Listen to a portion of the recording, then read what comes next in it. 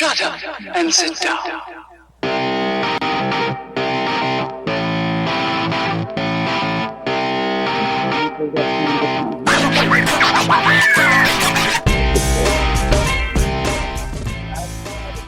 Put your hands together for Mr. Frank Roche. Please.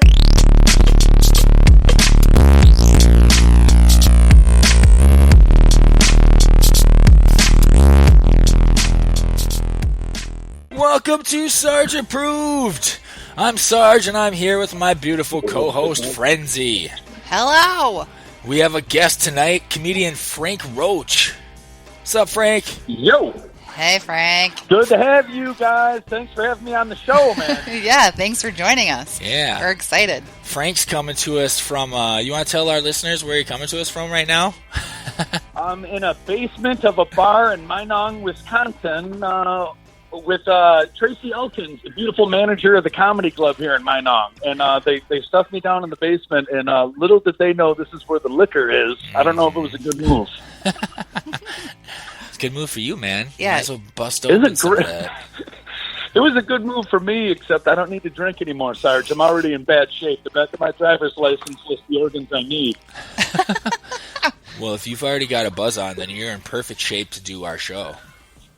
Oh, then I'm in perfect shape to do your show, because there's a buzz. Perfect. Beautiful. All right, let's pause for a second so we can hear a word from our sponsor. Shut up. Hey, this is Frenzy here to talk to you about National Survival Center. This is the place where you can purchase all of your outdoor camping gear and supplies, survival kits, disaster preparedness supplies, bug-out bags, and even survival food. All with some of the lowest prices on the internet and free shipping on almost everything. You can depend on National Survival Center to provide you with the highest quality gear paired with superior customer service. And when you purchase your gear from National Survival Center, you're not only getting a great product, but you're receiving products that have all been hand tested to ensure that they'll be reliable, durable, and that they'll function properly. So whether you need some gear for a family camping adventure, or maybe you want to stock up for the zombie apocalypse, National Survival Center can provide you with the quality products you're looking for. You can find them at www.nationalsurvivalcenter.com or www.survivedon'tsuffer.com. Either way, don't suffer, make sure you survive. To the movie Star Wars, these are the auditions you didn't get to see. Jack Nicholson's audition for Darth Vader. Luke, I got some bad news.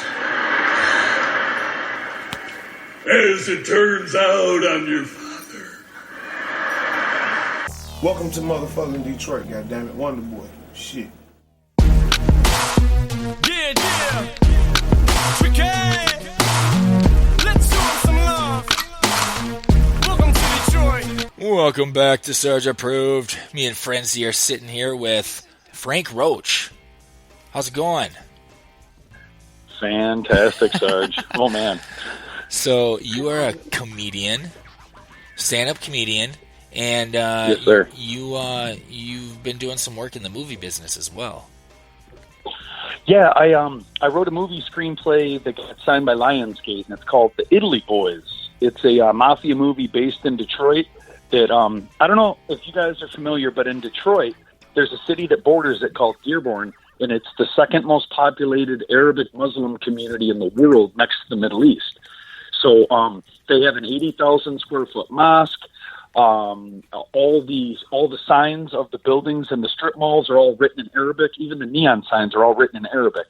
And my story puts an Afghan faction from obviously Afghanistan, but they moved to Dearborn, and they decide they want to make more money. And they decide that the mafia is making too much money, so these guys decide they're going to take out the mafia. I mean, they've got terrorist training. They know how to kill. And my story makes the mafia of Detroit, who were the hunters, they become the hunted. And what these Arab guys do is they basically wake up a sleeping giant, and the mafia needs to, teach some lessons and put some people in the ground. And that's what the movie's about. When does this take place? What time frame? Time frame, the first scene is in 1978, and that's only the first 10 minutes of the movie, and then it goes present day. Okay. But if you see our some of the shots that we've taken, the footage of Detroit in '78 is the same as Detroit present day. So it might even be worse now. But yeah, it's one of those movies that it's loosely based on reality, because in Dearborn we've had a lot of issues in Detroit with the Dearborn folks. Some of them, they wanted to implement Sharia law, where you can stone women and all that crazy shit that they do, over there. Yeah. Yeah. The governor of Michigan had to make a law that Sharia law can never, ever exist in the state of Michigan. And why would he have to do that other than the city of Dearborn? Yeah, they put up a sign, Sarge, right on the edge of the city, and it said, "If you are not Muslim, do not enter. You are entering at your own risk." And the police, of course, took it down. But, yeah, they're a very angry group of people, man. They're a very angry group of people. And and if you Google Dearborn, Michigan images, you'll see all kinds of stuff, including that huge-ass mosque that's bigger than a Walmart. This is going on right now. Right now, brother. What made them pick Michigan? Like, no offense, but it's cold there. Dearborn, Michigan. And I honestly, Frenzy, there's no rhyme or reason. I think, and back in the mid '70s, they started to migrate to Dearborn, and enough of them came to Dearborn and sent money back home and told the people back in the homeland, we're in Dearborn. So everybody decided, oh, well, Dearborn's the spot. And then all of a sudden they got grocery stores. They got, a small mosque back then. Mm-hmm. And it just grew and grew and grew to the point where they've got schools that are Arabic schools. I mean, it's like a country of itself in Dearborn. It's not like Chinatown, where you can go to Chinatown and have Chinese food, but all the people that work there know they're in America. Right. Do you think it's, Dearborn, they obviously had to make money, right? Sorry to interrupt you. They had to make money to send back home. Oh, yeah. So were they working at Ford? Because a Ford's lot of based, them were. You're right on the money on world that. headquarters is in Dearborn, right? Yes. The A lot glass of them house. worked at Ford. A lot of them worked at the big three, Chrysler and GM. But yeah, Ford was a big one because it's right there in Dearborn. And they did. They made enough money to send home. And I mean, if you go through Dearborn, it'll really blow your mind when you look to the left and the right and you don't know what the store is. Like, it's all written in Arabic. You're like, I don't know if it's a butcher shop or a barber shop. Am I going to get, a cut of meat or a haircut? You don't know. Huh. Interesting. What's the percentage of their population in Dearborn? I don't have an exact number of their population because it's grown so much, but the one statistic that you can look up is it's the second most populated Arabic Muslim community in the world, next to the Middle East. And oh man, according to a 2000 census, there were 29,000 Arab Americans, or 29.85% of Dearborn's population. Now they're saying it's about 40,000. Yeah, at least. And for sure it is. What the percentage is right now? They didn't say right now. They just said 2000. In 2000, it was 29.85%. Crazy. That's amazing. It is. That so many of them just congregated to one city. Yeah. Yeah, well, I think it's kind of like one of those things where, like, if America just imploded on itself, and then you move to, a city in Istanbul, and then all of a sudden I heard, and everyone else like, oh man, everyone's moving to the city in Istanbul. It's the only place white people are safe. I think it was one of those kind of things. It was just a word of mouth, and it's friendly, it's conducive. You can practice your religion. America's always been friendly. America's always been about practice your freedom of religion and whatnot. But they're the only group of people that have come and not assimilated. They built this mosque next to the only Catholic church in Dearborn, and they actually stand outside and they'll tell people that are coming in on a day that's not, a day of service. If you're coming to the church on a non-Sunday, they'll say, your church is closed, your church is closed. And I only know this because my friends have filmed themselves trying to go to the Catholic Mass while the mosque is operating. And I'm like, hey, man, somebody needs to tell them Jesus doesn't take a day off, Yeah. Huh, interesting. So it's a pretty interesting backdrop then for the movie The Italy Boys. So you're obviously like a gangster kind of that time frame movie fan, right? Absolutely. Yeah, We got I am actors from The Goodfellas. We got actors from Casino. We got actors.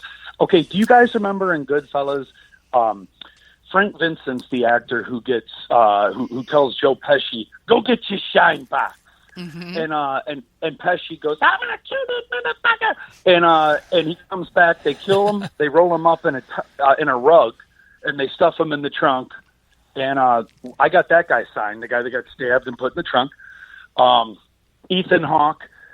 We got Mike from Mike and Molly, who's Billy Gardell. I love that We guy. got Tom Sizemore. Oh, I love Billy Gardell. We're actually doing a comedy tour for the movie, and it's going to benefit St. Jude Children's Hospital, and Billy Gardell's going to headline it. Oh, nice. That's awesome.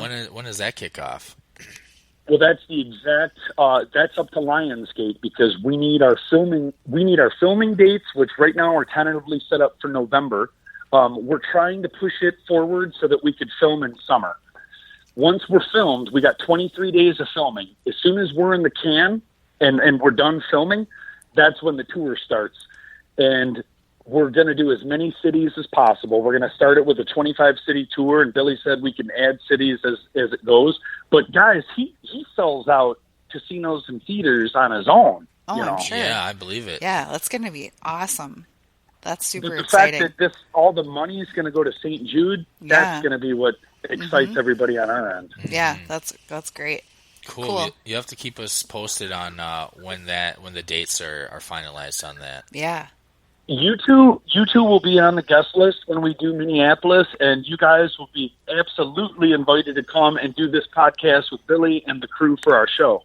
That'd be amazing. That would be a blast, yeah. Heck yeah. Cool. Well, we're excited for you. It sounds really cool. And hang on a second. Somebody just turned off the light of the basement. Hey, man, I'm down here on the phone. Crazy asshole. All right. Sorry about that, guys. Sitting in a basement, alone in the dark, Did surrounded they by turn it booze. back With the booze. They're going to come in with a clipboard pretty soon and be like, oh, yeah, we're going to need you to help us do our inventory quick. Yeah, I would love them to ask me to do inventory. We're fucking short. I can tell you that right now. Why are there half-empty bottles in here? I don't get it. Apparently someone got in here with a taste for Absolute. Yep, I don't blame them. Neither do I. Have you guys ever drank so much that the next day you're telling your friends what a wild night you had, and they're like, I was with you? I've done things close to that, yes. Dude, I brought you home. I carried your ass into the house. Yeah. You had to carry Frenzy into the house? No. No. I haven't had the honor of doing that yet. I usually don't get that. Hey, I wish you that luck. I can hold my booze pretty good. You can hold your what pretty good? Did My you say booze. food or booze? Booze. She holds her boobs. Oh, okay. I was while going to say, who holding her says I can booze. hold my food pretty good? I can hold down a couple corn dogs. I'm no chump. Some Taco Bell. You know, it Frenzy, is. What's your drink, Frenzy? I'm a vodka girl. Vodka soda. Oh, man, if you were in this basement, you'd be in heaven. I'd be in heaven. Nice. Yeah, you would. I'm telling you, I'm looking at 6 liters of Grey Goose, and that's what I can see now as long as they fucking keep the lights on, and 3 of Absolute. So, gosh, I wish you guys were here. Oh, yeah, we'd I be know, we pulling could straight from the partake bottle. in some vodka sodas. Damn it. Next time. So when's the last time you two went to a comedy club, comedy show? Oh, it's been too long. When was the last time we went to one? I want to say we went to an open mic at Acme. That was the last one we went to. Or was it Joke Joint?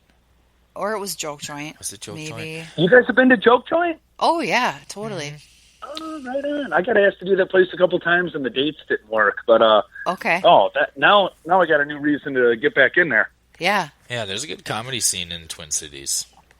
Dude, there's a great comedy scene in the Twin Cities. The only problem with the Twin City comedy is the guys in the Twin Cities, they are more arrogant than comedians anywhere else in the world right now. Really? Yeah, Has it always been that way? No, I don't know about always, but I know in the last 5 to 7 years, it's turned into aloof. where people used to say, man, I'm going to move to California and follow my dreams as a comedian. Now people are saying, I'm going to move to Minneapolis and follow my dreams as a comedian. And they think that Minneapolis is where they're going to make it, whereas who would have thought that 10 years ago? Right. Really? That's interesting. Yeah. But they're all douchebags? No, I'm not saying they're all douchebags. But I'm definitely saying that the scene in Minneapolis, there's a lot of arrogance. There's a lot of dudes that are like feature acts, which is the opening act, and they're mad they're not headlining, and they just think Minneapolis comics are on a different level. And I'm like, yeah, different level, longitude, latitude, but not fucking talent, Right.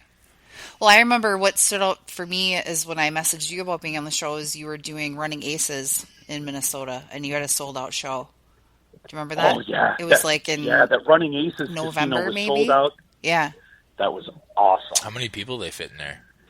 So Running Aces, if I had to guess, it was somewhere around 350 people was the sellout. Awesome. It may have been up to 400, but man, yeah, that sucker was freaking packed. And I never did it either, and I was glad, because you do some casinos up here where people can still smoke while they're hitting their oxygen tank with the nasal cannula, and you're like, really? Yeah. Who put this lady in the fucking front row? So she's got to take me out too. You guys are drinkers, right? Oh, of course. All right, now, have you guys ever been to a bar that has a breathalyzer machine? No. That's not a bad idea. I have. Yes, I have. Frenzy has. Yep. Did you try it? I did. Do you remember what you blew? 2 dudes. No. One dude, thanks. The breathalyzer. The breathalyzer. Oh, that's what we're talking about. I want to say it was like 0.12 or 0.15 in that range. That's over. That's all. I wasn't driving. Yeah. I had a sober rider. It was like for a bachelorette party or something where, as a girl, when you go to a bachelorette party, you can just kind of feel like you can just get more drunk and be more slutty than you normally would just because you're at a bachelorette party. I don't know. Yeah, why is that? Oh, it's the same for dudes. Bachelorette parties do think they have their own rules. Oh my God, yeah. I bet you have to deal with some shitty bachelorette parties when you're doing comedy shows. Ever have to deal with a shitty party? Oh, God, yeah. And the fucking chick who's, hitting a dick straw and trying to heckle you. And you're like, come on, man. Who fucking asked to put these people in the front? Right? It's my bachelorette party. Oh. Pay attention to me. Yeah, except all of them are like, pay attention to me, even though they should just be focusing on their friend that's getting married. But all of them are like, me. Or the guy on stage with a microphone trying to do comedy. Well, yeah. Totally that. Yeah, who's this fucker interrupting my night? Why is he talking? So rude. That's exactly what I deal with. You didn't say how hot I was. What the F? Yeah, what is it about? You're not. What is it about bachelorette parties that girls feel that's the time to be slutty and loud and just? I don't know. It they just can do whatever is. the fuck they want. It's like you get a bunch of chicks together, and it's like, man. I almost think they compete with each other a little bit. Oh maybe. Yeah, girls get catty. Oh, totally. So I don't really like them. Now, in Detroit, you guys, the breathalyzer machines are a little bit different than how our friend Frenzy did it, where, to me, Frenzy was smart. She did it, she blew it, it was a 0.12. It was a little bit high, and she knew, I'm glad I'm not driving. In Detroit, that same machine, it turns into a contest. And you got a group full of dudes huddled around this thing going, what's the score to beat? Oh, shit. And there's always one idiot keeping track on a napkin like it's his job. Some guy named Larry do a 0.15. Oh my God. I was going to say that'd be cool if the breathalyzer had like a score list like on an arcade machine where you get to punch in 3 letters for your name next to your score. It's like Golden Tea, but breathalyzer style? Yeah. So everyone could see what their high score is. Well, that's the thing. And like in Detroit, like I'm saying, like it turns into a contest. And me, I got in on that shit because, I was never good at sports. Maybe I could do this. And I asked for 3 shots of Jaeger in change for $1. Oh. So, I blew a 0.31, which to me, solid numbers. Why? And you were still standing? Not only was I standing, I decided, I guess I'm taking off. And I told my friends, I guess it was a warning shot. I was like, I guess I'm taking off. And my friends are like, well, see ya. So I Oh, you have shitty friends. Oh, I have shitty friends, Sarge. I was out of town. I didn't even really know these friends well enough. And I was like, all right, I guess I'm taking off. And I get pulled over, but not right away. The cop that was waiting outside the bar just followed me for like 8 miles. You ever been followed out of a bar at 2 for 8 miles by a cop? No, I mean, never. I'll tell you what, man. Yeah, it's terrifying. It'll fuck with your buzz.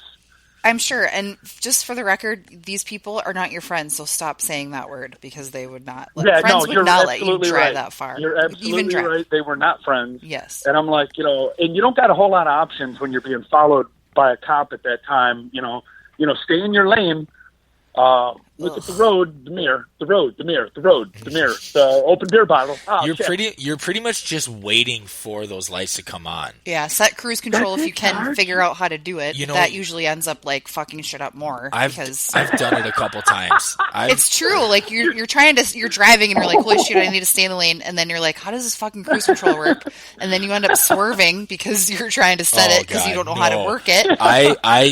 In that situation, I've been in that situation a couple times, leaving the bar when I probably shouldn't have been driving, and having a cop behind me, and I am not paying attention to anything else but straight in front of me and the mirror. Like I'm not touching the radio's off. There's like I know, like but going. I'm just thinking like if you can set the cruise control, then your speed is not an issue. You can focus on actually staying in your lane. I think I'd be too afraid to even mess with the cruise control.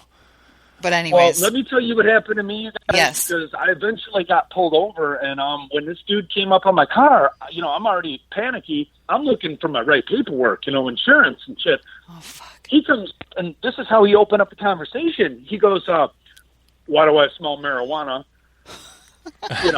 He needed a reason. Obviously, he's playing dumb. Well, he needed a reason. He needed a reason for pulling you over. And I was like, if he's playing dumb with me, he's out of his league. So I said, I didn't smell nothing until you walked up. Oh. Shit. Nice. So I'm out of the car. I'm out of the car now, which is never a good thing when a cop says, get out of the car. Because I've had to get out of the car over a dozen times. I have never got back in the car. Oh, so shit. Yeah. Now I know, it's a one-way street. Cop asks you to get out of the car, you're not getting back fucking in. Now, I've had nightmares about the cops just because of shit like this happening to me, and I got one. I'm getting pulled over by a gay motorcycle cop, and he doesn't come out and say, hey, pal, I'm a gay motorcycle cop. I figured out motorcycle cop on my own. I don't think they introduced themselves like that, dude. No, he didn't. He didn't, Sarge. And it was a nightmare anyway, but I figured out motorcycle cop on my own. What tipped me off for gay was when he arrested me. He didn't call for backup, and that's protocol. Motorcycle cop makes an arrest. They call for a car to take you away. This guy just scooted up on the seat, making room for me. Whatever. And I'm like, well, this is not protocol, right? He's like, hold on to my waist. And I'm like, and then he's like, you're going downtown. And I'm like, you better mean the city, motherfucker. Oh, my God. There's going to be a fight. That's awesome. That's fucking hilarious. And if there's any gay motorcycle cops out there listening to Sarge Approved, do not pull me over. Frank wants to go have a BLT with you soon, if you're listening. That's one of our biggest demographics. One of our biggest demographics is the gay motorcycle cop. We've got great demographics of gay motorcycle cops. Yep. You're fucking with 20% of our listening audience. Yeah. We got to shut this down. They love podcasts, man. We target them hard. Yeah. But it's a dying breed. Man. That's funny. Yeah, and here they are bringing back the movie, or bringing back the show Chips into a movie. I know. Did you guys see that? No, I didn't hear about that. Yes, I've heard about this. Who they got playing the cops? I think your mom is one of them. Oh, I hope the dude who played Fez is one of them. Oh, that guy? What the hell is his name from that 70s show? Yeah. You're talking about Velder Wilderema or whatever his name is. Yeah. They should cast him to play, what's his name? Fuck, what was his name? Ponch. Yeah. Well, Dax Shepard is directing it. The actor Dax Shepard. Yeah. That's who's directing it? That's who's directing it. Yep. It's created by Rick Rosner, and it stars Dax Shepard, and then as Officer John Baker, and then that's not bad. Michael, I can't say his name. Pena. Oh, Michael Pena. Yep. Yeah, he's I love Punch. that dude's a great actor. Yeah, he's been in some good shit. And then it's got some other people too. Was he in that?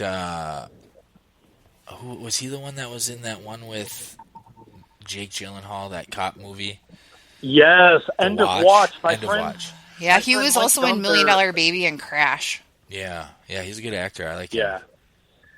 Yep. My friend Mike Gunther is a second unit director in Hollywood, and he was second unit director for that movie End of Watch.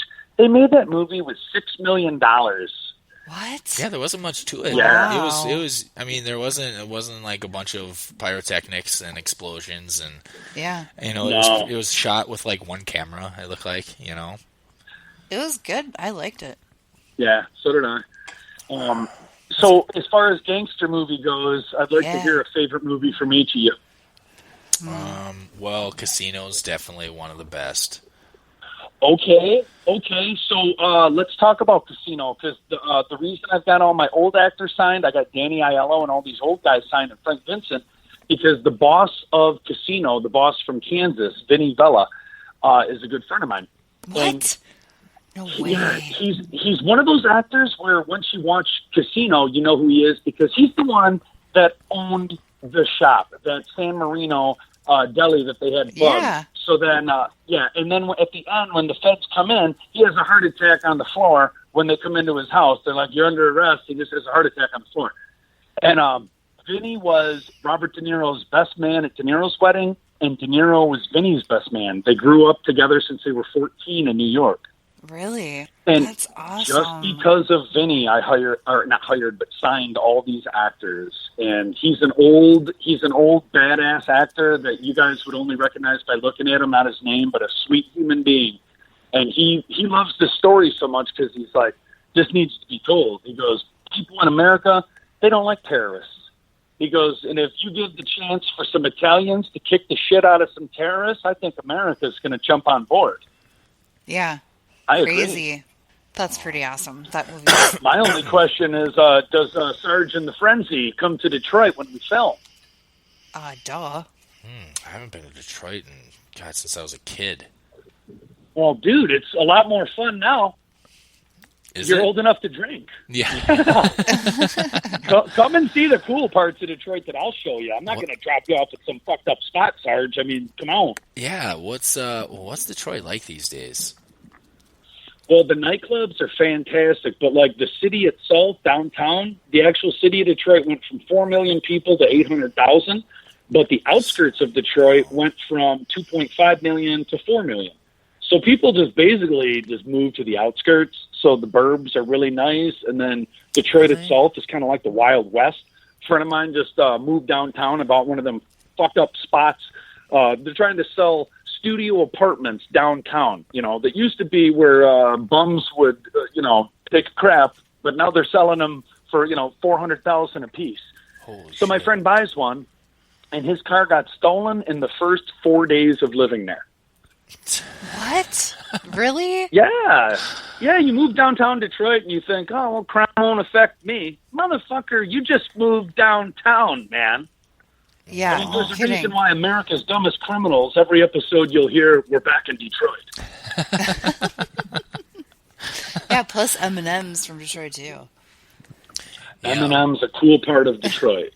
Yeah. Yeah, you. I'm sure you could get us to come out to Detroit. There is that where you set up shop? Is Detroit? That's where I'm from. Now I live in Wisconsin. I moved here just a few years back. But yeah, I was born and raised in Detroit. I still got a house in Michigan. Okay. But when we filmed, like LionsGate asked me if we can go. They said, "Would you like to film in Atlanta? Because there's a tax rebate there." And I'm like, "No, because you can't recreate Dearborn in Atlanta. It would cost us more money to recreate Dearborn than just to show up in Detroit and film it." Well, yeah. And wouldn't you think that Detroit would want the kind of, having it be actually filmed there and the recognition and that sort of thing? Detroit will love it, Melissa. You're absolutely correct. They're already, excited. I got so many friends. I get friends that are like, hey, man, can you just write in a part where I get to stab somebody? I'm like, no, asshole. I'm not writing in a random stab scene. Yeah, I'm not just going to give you like a shank to shank somebody. There's just this random scene where a dude gets stabbed just out of the blue, and everyone's like, this just doesn't quite fit. I told one guy I wanted to stab him right there just for asking. So, come on, man. Yeah, put him in the scene, and he's the one that gets stabbed. Right? You didn't see that one coming. No, Victim, exactly. Victim. So what's your favorite gangster movie? Sarge's is Casino. Yeah, Casino, Goodfellas. I'm with Sarge. Casino and Goodfellas are my two favorite. Okay. Yeah. What about you? We didn't hear anything from the frenzy. Godfather. Totally. All You the had way. to trump us? You little shit. Well, sorry. I still think those are better than Godfather, though. No, they're not. And guess what? Sarge had never seen The Godfather until he met me, and so he just watched it like a couple years ago. And I just think that's sad that you've never seen it. In a Frenzy was very a matter of fact. She's like, no, you're wrong, both of you. Yeah, there's no convincing her otherwise. No. Like, what about Scarface is up there? Scarface is great. Yep, it's not the same. Scarface was cool, but I can tell you, like, Marlon Brando, seriously, like, you're going to compete with that? Like, no, sorry. No. You know what I want to do in my movie is I'm hoping we can hire, and I don't have him signed yet, but I would like to sign Christopher Walken because he's one of my favorites. Fuck yeah. I heard you do a pretty good Christopher Walken impersonation, maybe. I would actually like to do it for Walken, because ever since the cowbell, I've been a fucking Walken nut, hey, guys, I gotta tell you, I like the sound. I could have used a little more cowbell. Gene, explore the space. I got a fever. The only prescription is more cowbell. That's really good. That's pretty good, man. I have a friend who thinks he does a good Walken impersonation. It's really not that good, but I mean, he tries. But he recites The Raven, Edgar Allan Poe, as Christopher Walken, and it's pretty funny. But he totally he I doesn't sound like that idea. So he sounds something like hark, quoth the raven. No, it's better than that. Nevermore. You sound like the guy from Goonies. Yeah, he ends up doing Bobcat Goldthwait when he or the creature from Goonies. What's his name? Sounds more like Bobcat. Yeah, when he tried. I swear I'm doing walking. No, it's good. It's on. You should just recite it once in a Christopher Walken voice and see what you think. I guarantee you'll be like, it's kind of interesting. Could be a bit. The Raven, maybe. you're saying? The Raven, yeah. Like the whole poem. I mean, you can. I mean, you could recite the whole poem, but I Nevermore. Just a few sentences will do. Nevermore. All right, I'm gonna hit you guys with one. All right, this is my impression of the movie Star Wars. If it was cast of different actors, this is Jim Carrey trying out for the part of Luke Skywalker. Darth Vader. Everybody in space thinks you're a dickhead. Get closer. Do it. As a matter of fact, I'm not going to join the dark side, so hanging out with Yoda. Learn how to use the Force and kick your fucking ass. Sorry, guys, I'm in a basement and drunk. It's okay. Will you do Liam Neeson for me? For you, absolutely. Yes, thank you. All right, here we go. Frenzy. I know what you're thinking, but I have a particular skill set. I could find myself in Minnesota. I could capture you. I could get you off of this podcast. But then what would Sarge do? There it is. I love it. Thank you. That's perfect. And honestly, if you left, what would Sarge do? He would miss you. Don't leave. Yeah. I'll try not to. I don't think I could find a co-host that could live up to Frenzy skills. I agree. So don't lose Frenzy. Don't lose your Your better half there, man. You guys are cool as fuck. Thank you so much. At this point now, I'm having fun, but I look forward to meeting you guys in person, having a drink. Fuck yeah, that'd be awesome. Definitely. We need to make that happen. We're not that far away. We can play the breathalyzer game. Yeah. I mean, I won't let you drive. I will call us an Uber, so you don't have to worry about that. Cool. You make those shit heels really look like the asses they are, you know. I'll order you some cheese curds. Make sure you eat some food before you go night-night, like all that stuff. Oh, you're so nice. You'd order cheese curds. Yeah, you gotta fill your gut. You gotta fill your gut with deep fried cheese before you pass out. That's some kind of snack. Hey, we're not going to send a drunk on the road with an empty stomach. Have a couple cheese curds, pal. Let me make you a ham sandwich and get you out the door. What? Yeah, but you're going to pay for it, so make sure you check. Make sure you check your account tomorrow. There's going to be some shit on there. That's funny. So you've been pretty prolific with your comedy career thus far.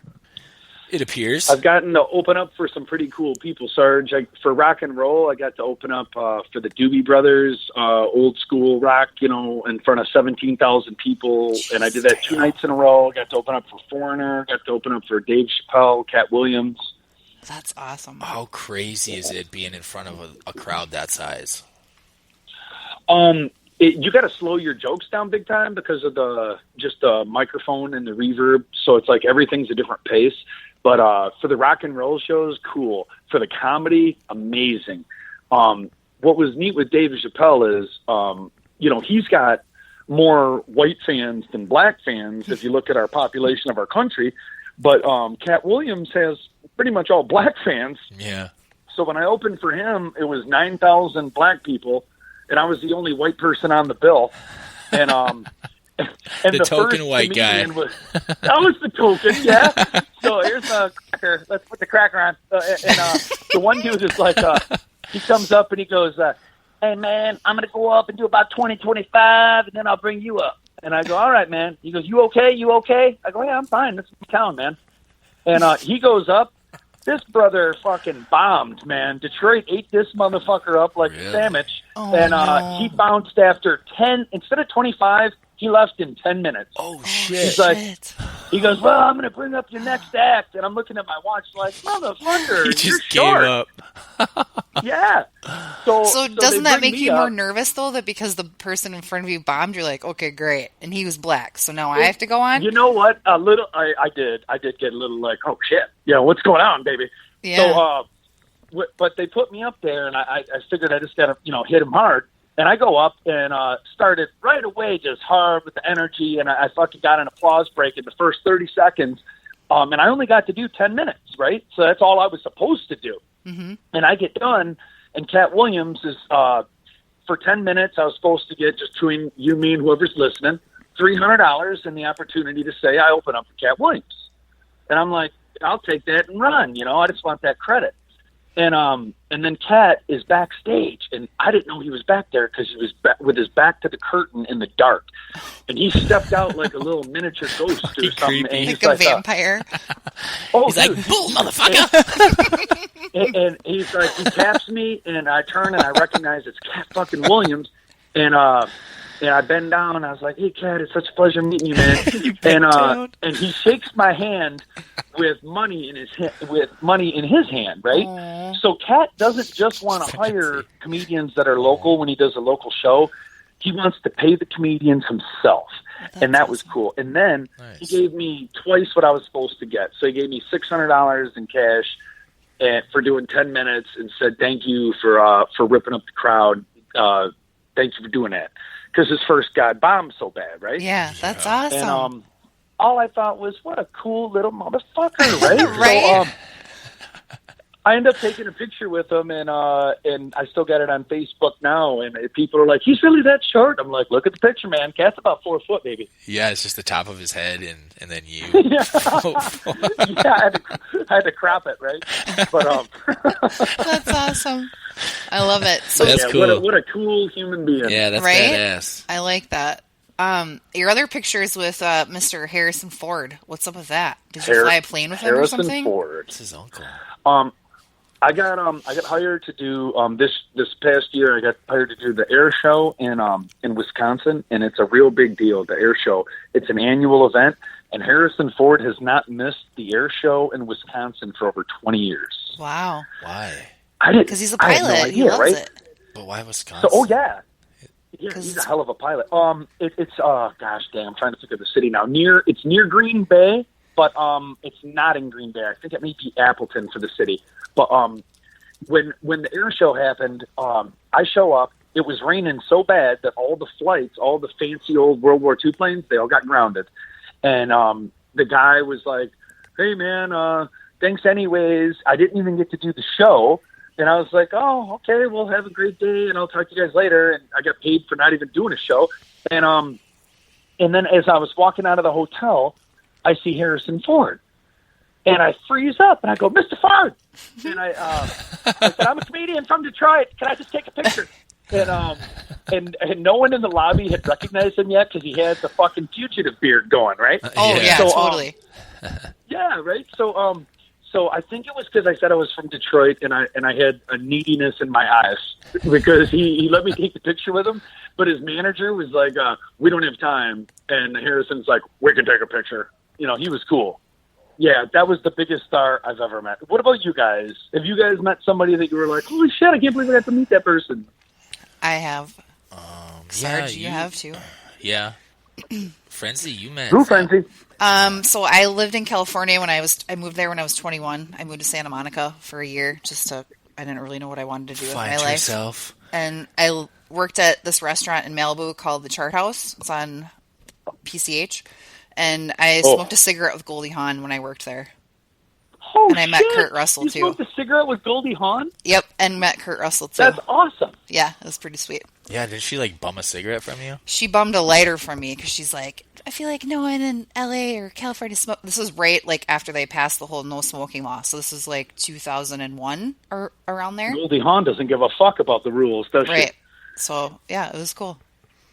And then but my first famous person I saw living out there was Carrot Top, which I was super disappointed because it was during the whole 1-800 call collect commercial situation. Carrot Top's awesome. And then he got that was right when he got super buff too. But I saw him on the promenade in Santa Monica, yeah, at he's McDonald's. A cartoon. Yeah. That dude's insanely ripped. It's it doesn't look real. Yeah, but it was right at the time where he wasn't ripped and then he became ripped. It was weird. It was kind of I don't know what to think about this. It's not that weird when you're willing to accept the fact that he was shooting up about 15 cc's every other day of testosterone and testosterone. Oh yeah. Well, he was sick of people fucking with him. He was sick of people giving him shit for his prop comedy, so he got all big, and then people stopped fucking with him. He's like, "I'll kick your ass, dude. Yeah, I'll beat you with my props." What? That's what he probably was thinking, Sarge. He probably was like, "I'm tired of being the fucking redhead looking like Wendy." He was like, well, plus I saw him coming out of McDonald's on the promenade, so I'm sure he was super happy that he was at McDonald's. But whatever, that was my first. So being from Minnesota, I was like, I know I'm going to see someone famous eventually. And then I finally was like, I saw my first famous person. And my girlfriends were like, who was it? Who was it? And I'm like, you're going to be super disappointed. And it was Carrot Top. You're not going to like this spin on your Carrot Top story, but a buddy of mine went to Western Michigan University, him and his wife, and they were boyfriend-girlfriend at the time, and Carrot Top came to Western. I saw him at Western. He was an awesome show, amazing comedian. I just loved him first time I saw him. Yeah. And later on, a few years later, it came out because Carrot Top was doing Western every single year, and it turned out that he ended up boning my buddy's wife before he married her, and also, did some other stuff, blew him or whatever. So I'm at a restaurant at Western Michigan University, and the music's playing, and I'm excited because I'm going to see Carrot Top. It's the first time. And he's all bummed out and talking shit about Carrot Top. And I go, dude, you need to fucking lose this bullshit. We're about to go see a great show. This guy's fucking talented. And he goes, you don't understand. And the music stopped, and everyone in the restaurant heard him say, Carrot Top got his dick sucked by my wife. and now we got everybody's attention in the place. That's and people awesome. are like, well, shit, fucking Carrot Top got a beanger. I want to hear, what's the deal? Yeah. That's awesome. But yeah, that was the most awkward Carrot Top conversation I've ever been in. I wonder how that conversation came up. When did his wife tell him the story about the time she blew Carrot Top? Why would she admit blowing? Right. Yeah, exactly. Does she want that visual in his fucking head? Yeah, there. It's still there now. Was she bragging about it, or was like your buddy like out of the blue one day? He's like, "Hey, have you ever fucked a celebrity?" No, he didn't just guess. I get this weird feeling that you fuck Carrot Top. I gave Gallagher a hand job, but I don't really know Carrot Top. No, I think it was one of those things where he was fighting with her, and she basically was like, "I can have anyone I want." She's like, "I blew Carrot Top." That gives her some status. You're so in. Sarge, you're a cool motherfucker. That really upped your status there. I blew Carrot Top. Look at me, you bitches need to I'm get on embarrassed my level. that he was the first celebrity that I saw in real life. I mean, there's no way that I would even get close to his penis. Then talk about it like it's something cool. Nope, she'd be like, "You need to get on my level, bitches." Get to your guns, Frenzy. I like that. Yeah. That's good. Mm-hmm. Oh, wow. Well, you guys, I'm about to get kicked out of this basement. Okay. Some dude just came down here and asked for 4 bottles of vodka and asked me how long I'm going to be down here. The bar back. Nothing's missing. What the fuck? All right, well, we can wrap this bitch up if you'd like. Not that I would like, but I know these people are looking to get me out of the basement. I'm just glad I got to talk to you guys because I was sweating this. We were looking at my phone that has no signal, my girl's phone that does, and I'm like, nothing yet. And she's like, no, nothing yet. I'm like, oh, Frenzy and fucking Sarge better not stand me up. No. Never. I messaged you too before. I just said we'll call you in a couple minutes, but you probably did. You'll get it like tomorrow at like 4:00 at like the most horrible time ever. Your phone will go off. Hey, I don't mind. That's all right. I'm just glad I got to talk to you guys. Yeah, we're very glad too. This was a lot of fun, man. We definitely would love to have you back on sometime. Yeah, and have a vodka soda in person. Oh yeah. Soon. I'd love to do that. Cool. Yeah, hang out. Perfect. So tell our listeners where they can find you online. They can go to www.comedianfrankroach.com, ROCHE, or they can just Google Frank Roach, ROCHE, and it'll go to the website or YouTube clips and stuff like that. Perfect. Okay. And Twitter? Where can I find you on Twitter? Twitter at Frank Roach 1 with the number 1. And the movie that we've been talking about is that Sarge and Frenzy will be coming to Detroit for is the Italy Boys. And they can find that at theitalyboys.com, right? Yes, ma'am. Perfect. Beautiful. We love it. All right, sir. Thank you again for sharing some time with us. We had a blast. Yes, make sure to thank your girl, too, for letting us use her phone for you and taking her away. The girl, thank you. No, she's standing right here, and I just said thank you. And you guys are awesome. Thank you for having me on. And, man, like I said, look forward to meeting you guys in person because you're both so damn cool over the phone. I could just imagine in person. Awesome. Yeah, we look forward to it, too. It'll happen. Definitely, my friend. All right, have a good night. All right, you two also, and Sarge, Frenzy, awesome meeting you. You too, buddy. Later, Talk man. to you soon. Is this like a little fuck den? Back room fuck den? Is it? Fuck den. We're in Carrot Top's fuck den today. For the people that are just listening to this, you're not able to see it. It is a swanky fuck den in here. It's outro time. All right, that was comedian Frank Roach. Yeah. And movie maker. Yeah, comedian, Italy Boys. We learned how to pronounce his last name the correct way. Yeah, I've been calling him Roche. He was hanging out in a liquor closet for us, using someone else's phone, so that's awesome. Yeah. All right, so let's do some shout-outs, huh? Yeah. Let's do some shout-outs to some of our friends of the show. Mm-hmm. I like it. Who do you want to give a shout-out to? I want to start out with a shout-out to Larry Venturino, who was a past guest and friend of the show back in probably, I think, November. Probably the nicest guy anyone will ever meet. Yeah, ever nice. What's he so got going nice. He is going to be at the Laugh In Comedy Cafe in Fort Myers, March 30th through April 2nd, with another one of our future guests coming up on March 21st, Dat Fan. Yeah, he's going to be on the show. From Last Comic Standing, and he's got some other stuff going on, so excited to chat with him. Yeah, that'll be sweet. Mm-hmm. I'm scrolling through our page here. Mike Caswell. He's got this Bad's Comedy Night coming up on March 18th in Luzerne, Pennsylvania. I think I'm pronouncing that right. PA? Luzerne. From 8 to 10 p.m. Funny-ass dude, and also one of the nicest guys you're ever going to meet. So go check him out. Laugh at him. He wants you to. He wants you to. He likes it when you do. We got D's, comedian D's Matthews, is doing a show in Huntsville, Alabama at the Huntsville Comedy Showdown, April 1st, April Fool's Day. So go check out that pretty lady. What if it's just a joke? What if it's that they're actually not going to do a show? They're like, April Fool's, bitches. There's no show. There's no show. We're just hanging out. That's funny. I don't think they would do that, but that would be funny. Emerson Striveson. He's the host of that Laugh Junkies at the Broadway Comedy Club. Strive. Saturday, March 11th at 11 p.m. This Saturday. They got $15 advance tickets and $20 at the door. Yep. Mm-hmm. So check that shit out. That's good always stuff. a good time. You get addicted to laughing. Yeah, totally. All right. Who we got coming up on the show? We've got we had Nicole Appellian on the 8th. I still have to edit that. Mm-hmm. That's coming soon. It's been a busy ass week. We had 3 episodes back to 3 days in a row. We have 5 in 7 days. Yeah. Mm-hmm. And so on Friday we have Darren Chase, comedian. He's a Minnesota native. He is a lover of Little Caesars pizza. Yeah, like a lot lover.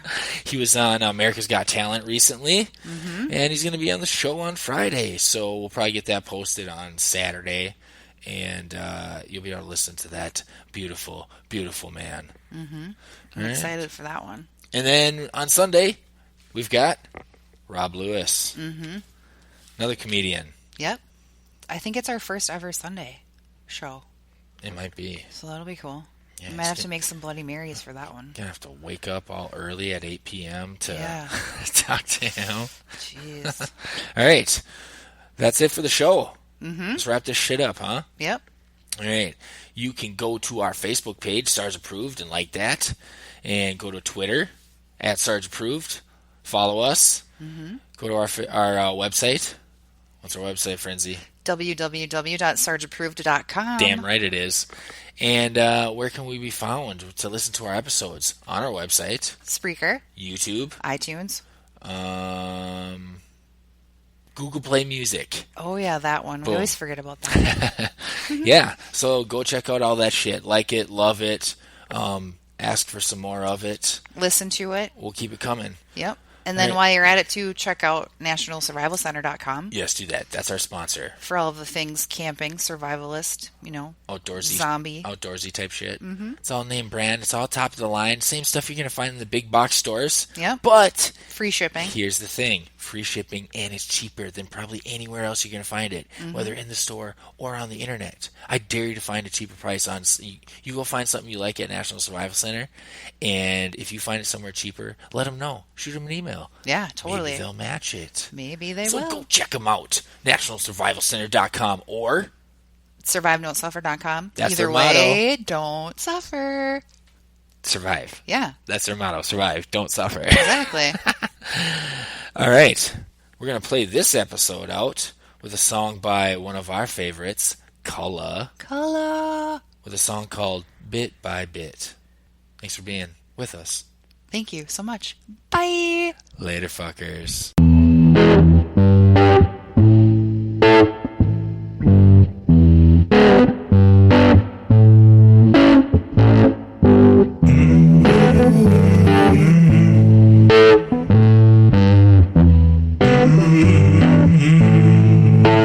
Let's pick it up.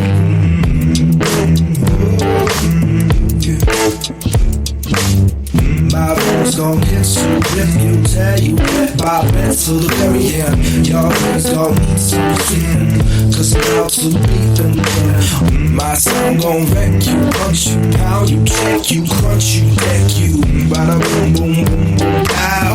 We knock you right to the ground. You hear by my sound and you know I'm around. So that's fine and dandy. Yeah.